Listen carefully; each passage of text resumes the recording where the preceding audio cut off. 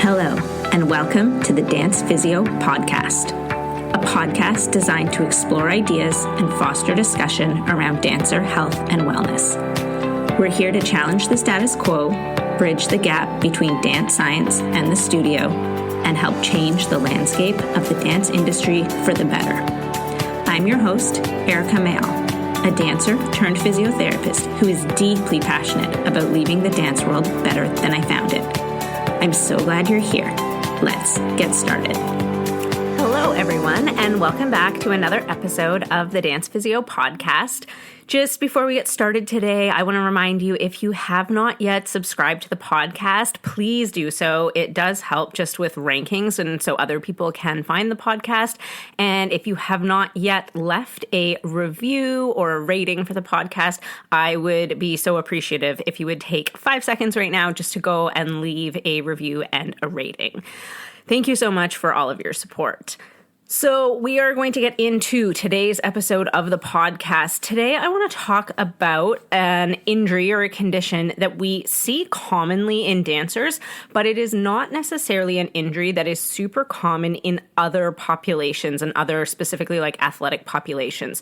So this is an injury that oftentimes is potentially misdiagnosed by other healthcare practitioners. So if somebody has gone to the doctor or gone to another physio, they are often treated for something different because it's not potentially the top thing on people's radars just because it isn't super common, but in a dance population, it is very common. And so we often get people coming in who have been attending physio or have been dealing with an injury for a while. And the reason it's not been improving is because they're actually being treated for the wrong injury. So today I want to talk to you about ankle impingement injuries. And I'm going to go through what these injuries are, how they happen, why dancers are susceptible, different treatment options, things like that. So we're going to dive into all things ankle impingements today.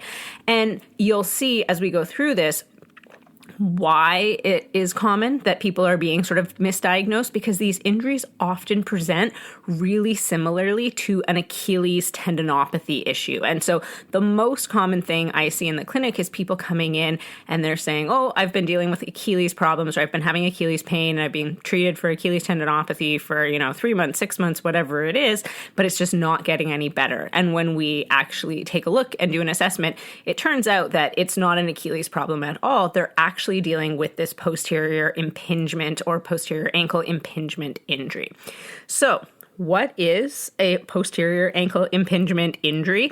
It is essentially compression that happens between the calcaneus, so that's our heel bone, and the lower part of our tibia, so our leg, like the lower leg bone. They meet in the ankle at sort of the ankle joint in through there. And we can have injury or pain that occurs if we get excessive compression that is happening between those two areas. So it's happening right at the back of the ankle. It's essentially happening almost underneath the Achilles tendon, which is why it's so commonly mistaken as an Achilles injury, because it is in the exact same kind of location. I keep referring to posterior impingement as an injury, but maybe more accurately, it should be described as like a condition that people deal with, because it's not always a result of an injury per se. So there are some people who may be dealing with this issue who haven't had any history of an injury. They haven't had anything that sort of makes it seem like that acute type injury. So it's kind of one of those things that can be classified, I guess, as a bit more of a chronic injury, but sometimes we might refer to it a bit more as a condition, because especially in people who are dealing with a more bony type impingement, it may actually be something like congenital that they were sort of born with, and it's only recently become symptomatic. So essentially we get this compression that happens right in the back of the ankle.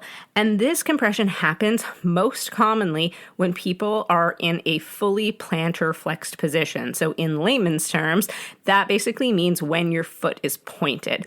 And obviously in dancers, we point our feet all the time. And we spend a lot of time on releve or on demi-point. So we're in that pointed position, and then we're also bearing weight in that position. And that's why this injury or this condition is really common in dancers, but we don't see it super commonly in other populations of people because most other athletic populations and sort of the general population does not necessarily spend a lot of time in that plantar flexed or that foot pointed position.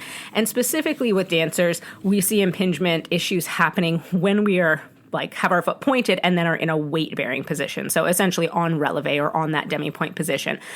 If it becomes severe enough or inflamed enough or kind of angry enough, people will sometimes then get the symptoms when they're just pointing their foot and there's no weight going through it. But it would be unusual for somebody to present with kind of pain and limitation happening pointing their foot and then not getting pain in that weight-bearing position. So dancers do a lot of repetitive loading on releve. If you think about how many times you go up onto your demi-point or your releve in a class, and it doesn't actually really matter what genre it is. In ballet, there's obviously loads of rises and things like that. But in other classes, say you're taking a jazz class or something, you might be doing a lot of turns, or you might be doing a lot of other moves where you're still utilizing that high releve position.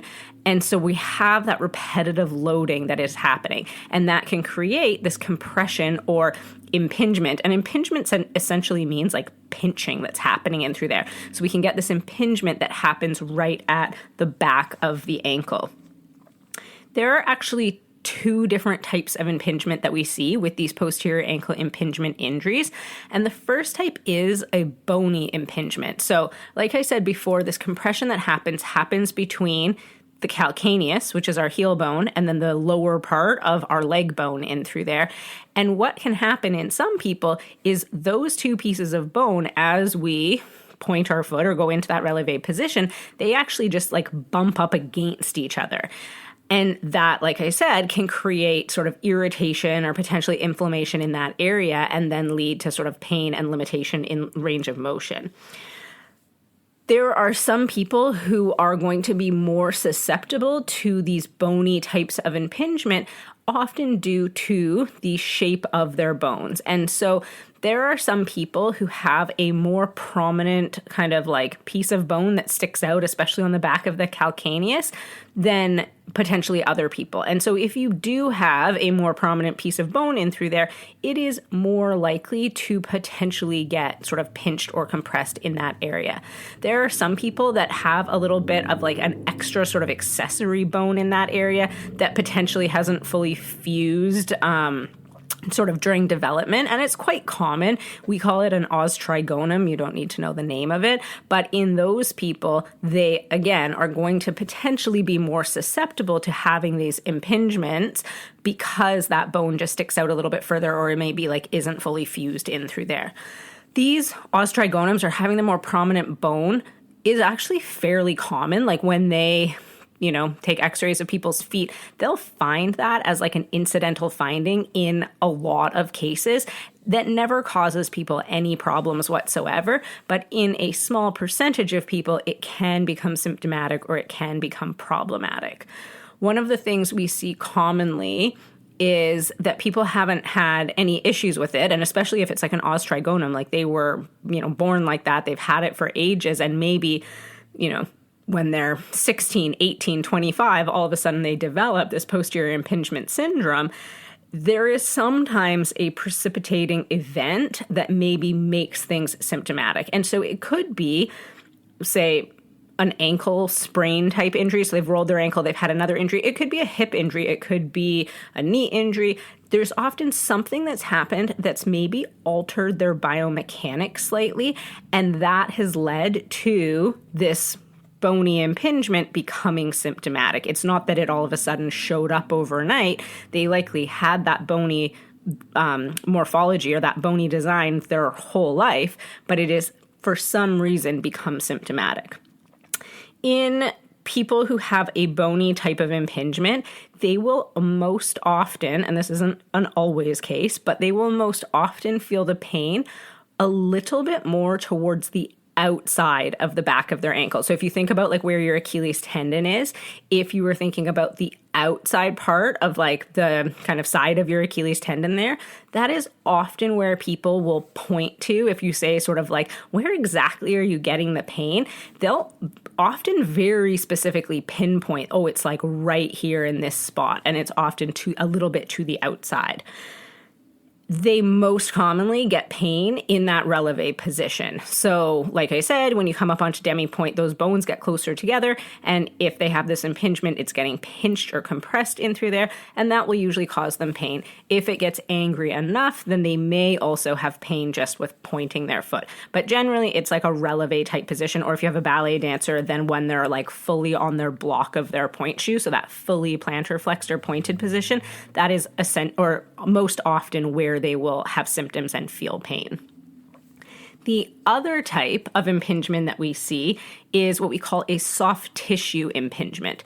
So when we point our foot or when we go into that releve position, there's also lots of soft tissues in that area. So there's obviously your Achilles tendon, but it's a little bit more close to the surface of your skin. It's like right on the back of your leg and through there. But deeper to that, so closer to the back of your ankle joint, there are other soft tissues and other tendons that run in that area. And sometimes what we see is these tendons can become compressed or can become pinched when we go into these positions. And the most common one that we see in dancers is the flexor hallucis longus, or FHL tendon, as it comes down. So this is the muscle that starts in your lower leg, and then it sort of comes down your inner ankle and into the foot and goes all the way into your big toe. And its job is to help flex or like bend the big toe, basically. And it is common that just because of the path that it runs down and the amount that we use it, again, as dancers, that this can become kind of compressed or pinched in the back of that ankle and can cause these impingement syndromes. People who have soft tissue type impingements will often, and again, not always, but often feel the pain slightly more medially or towards the inside of the ankle. So again, if you think about where your Achilles tendon is, if you were coming just to the inside edge of the back of your ankle, that is often where people will feel more soft tissue type impingement pain, or sometimes it'll be like right behind their like ankle bone, like your malleolus, like the pointy bit that sticks out the inside of your ankle. Oftentimes that's where they will feel the pain in through there. With the soft tissue impingements, people will experience pain on that or in that releve position or on demi-point, but people can also and often do experience pain in a full plie position, or especially a grand plie position where your heels are lifting off of the ground. And that's because when we go into those positions, we're actually in sort of what we call like a maximally dorsiflex, so your foot's flexed position, and you get I think the best way to describe it is almost like a wringing out of the tendon that happens in through there. So the compression that is happening from it being like overstretched, if that makes sense, as opposed to it being a compression that's happening more from it being pinched. So in the soft tissue impingements, it can be that they get pain on releve and on a plie. Whereas if they have a bony impingement, generally a plie actually feels good to them because it relieves that compression. It takes those bones further away from each other. They tend not to experience symptoms in a plie type position. The other sort of hallmark signs, or sometimes hallmark signs that we might see, are other symptoms that go along with that FHL, or flexor hallucis longus tendon. And so that could be swelling potentially along the path of the tendon. It can be tenderness, like if they're like tender to touch along that tendon. We can also get what we call crepitus, and that's kind of like a crackly, creaky sort of feeling. So if they wiggle their toes around, you'll feel it kind of feel a bit crackly in that area. That's usually a sign that it's sort of like inflamed and irritated in that area.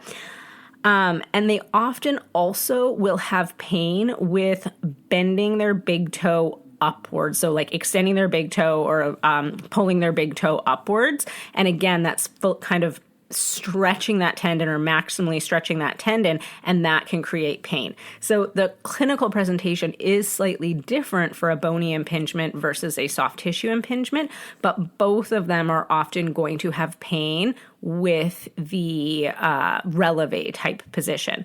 And like I said, these both bony impingement and soft tissue impingement really commonly get confused or misdiagnosed as an Achilles injury or an Achilles issue. And so we want to make sure when we are doing a physical exam and when we are like assessing these dancers that we truly are diagnosing things correctly, because the treatment is slightly different for an Achilles issue versus a posterior impingement issue. So in terms of treatment, what do we do? How do we deal with these sort of injuries? Well, we always want to first look at restoring range of motion and looking for optimal biomechanics in the foot and the ankle. And so a lot of people with these impingement injuries will lose mobility in the ankle joint or in their big toe joint, or they'll have compensations that are happening somewhere in that area.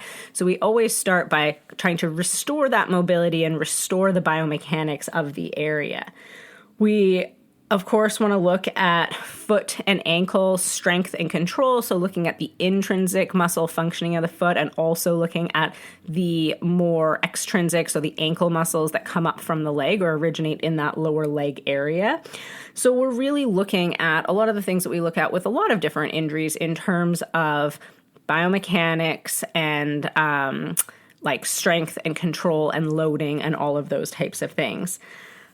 Commonly, I'm just debating whether I can use that word. I would say maybe commonly is an unfair word to use, but probably more often than is necessary, people will often try and treat these injuries with steroid injections.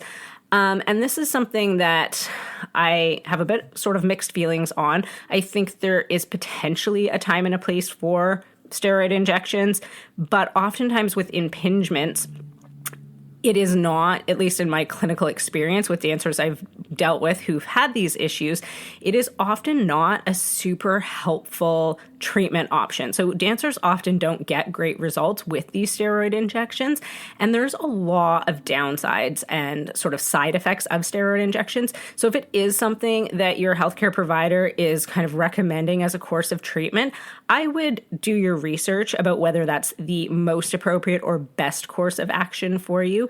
And I would certainly recommend, if you are thinking of going down that route of like steroid injections for posterior ankle impingement, making sure that it's being done by a medical practitioner who is familiar in working with dancers. I would say that the people who are often recommending steroid injections for these injuries are often practitioners or doctors in this case who are not necessarily familiar with a dancer population. And so I think that's maybe why they're recommending them in cases where they're maybe not the most appropriate treatment sort of choice. We have better results, I would say, with sort of conservative treatment options, looking at, like I was saying before, biomechanics, muscle balance, and all of those types of things.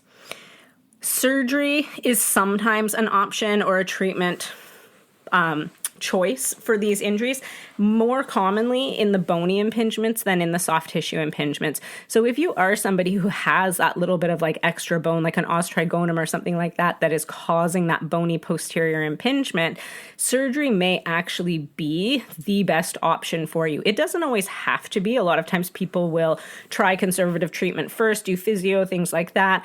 And sometimes people get really great results and then they don't need to go down the surgical path. But for the people where that bone really is impeding their function and limiting their ability to get up onto releve, surgery may be an option, and they basically go in and remove that excess piece of bone, make it all nice and smooth, so when you go into that full releve position, you're not getting that compression or that pinching that is happening in through there. So those are some of the treatment options of things we may do when people are dealing with a posterior ankle impingement. In terms of return to dance or ability to dance with this condition or with these injuries, the biggest thing is limiting the positions that are most aggravating or irritating for these dancers. And in some ways, these injuries are somewhat easily modifiable. in the sense that, especially for the bony impingement, it is usually only a demi-point or a releve position that really bothers these people. So if we say, okay, we want you dancing on a flat foot, essentially, you're not going to go on demi-point or releve, dancers are usually able to actually then participate quite a lot because they can usually jump, they can usually do all sorts of things and not really have any symptoms. And like I said, if we catch them early enough, usually they don't have any pain with pointing their foot or things like that either. So it may be as simple as limiting the amount of demi-point or releve position that they're doing. With the soft tissue impingements, sometimes it's a little bit more complicated because if they also have pain in that plie position from that wringing out of the tendon, then we often need to limit jumping and plie and things like that as well. So they might be a bit more limited in what it is they are able to participate in class. We always want to look at making sure that we're correcting any technique issues that we see with returning to dance. Especially with these types of injuries, we're really looking at like ankle and foot placement and alignment, making sure that they're not rolling in through their feet, making sure as they go up onto releve, their foot staying in a neutral alignment, they're not sickling their foot or they're not winging their foot in those sort of positions. So really looking at the technique and the biomechanics of the feet and ankles with these injuries. And then we want to look at gradual loading progression. So especially for the soft tissue injuries where there's tendons involved, we know that tendons respond to loading, but they also need to respond to gradual changes in load. So we don't want to go from having somebody potentially taking a break or sitting out or that type of thing in dance to all of a sudden like fully loading the tendon, because we know that that's going to be sort of irritating to it. It's going to flare it up. So it's really looking at these gradual loading progressions for those tendons specifically if they are dealing with a soft tissue type impingement injury. All right. That's a lot of information about the foot and ankle.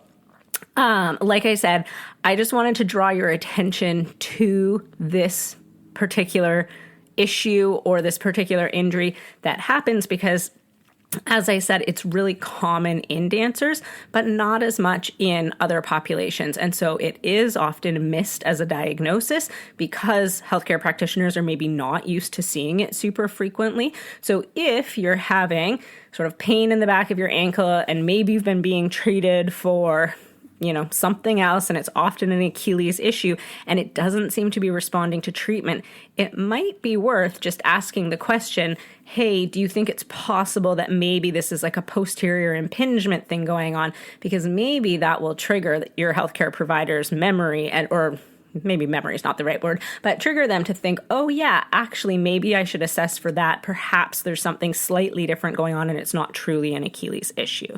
So I just wanted to bring your attention to that. I think over the next few weeks or potentially a few months of the podcast, I'm going to try and highlight some other injuries that we see commonly in dancers that maybe are not as common in other populations, so are potentially missed as diagnoses in the dance population.